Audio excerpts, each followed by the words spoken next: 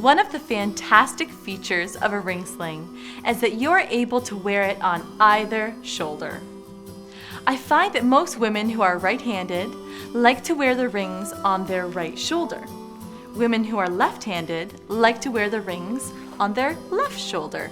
This allows them to make their adjustments easily with their strong hand, whether that be left or right. I am right-handed, so I'll start by holding my rings with the hand that I want the rings to end up on, my right.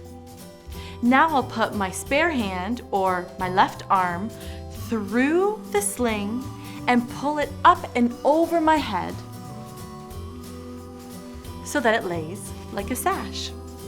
It's important to know where the sling sits on your shoulder. This is your ribbon band, and you want it to sit on the curve of your shoulder. Not too high so that the rings dig in, not too low, which would restrict your arm and make the basket too small and have the rings too close to baby, and not up on your neck, which will cause pain. We want it down on the slope of the strong shoulder joint. At this time, I can reach up and spread the edges out to help it cup my shoulder more.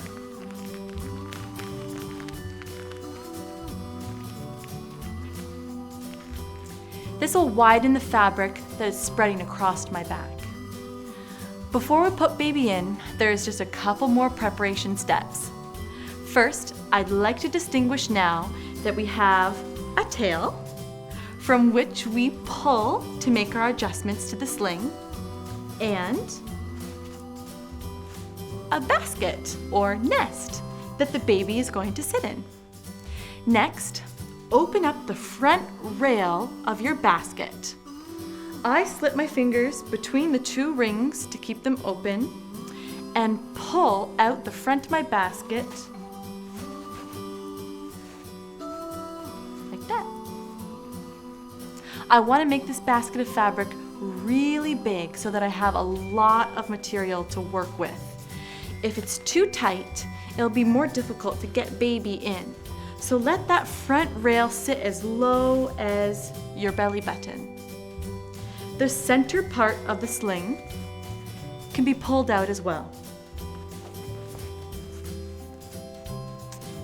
Find the back part of your basket now and bring it up to your chest. We need to tighten this rail that is against your chest before we put baby in.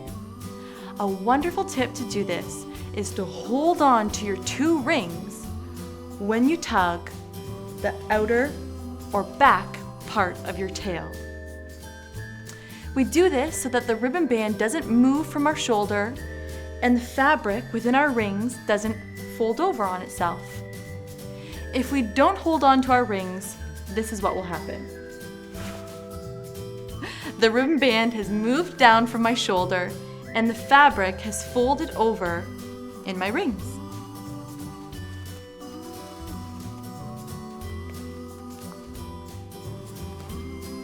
What we want to do is this. As we find the back part of our tail that goes through the rings and becomes the rail that is against my chest, I hold on to my rings into position and pull the back part of my tail outwards. As I pull that tail straight away from my body, I am counter-pulling on the rings towards my body until I get my fabric nice and tight against my chest. I like to see that fabric nice and taut. Next, I want to bring down this top rail to about mid-chest level. We do this for two reasons. First, baby doesn't ride too high, but at a more comfortable spot around my heart. And second, I don't want the fabric up too high for when I want to nurse. If it's lower, our breasts will be more easily accessible for nursing in the sling.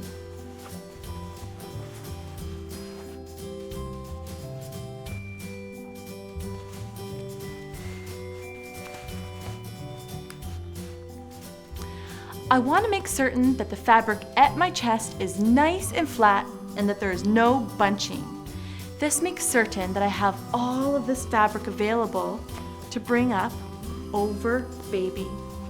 And I've also distinguished the bottom of my sling, where baby's feet are going to go. So I create that pre-bunch right there so that when I pick baby up, it'll be ready to pull up over them. Now we're ready to put baby in.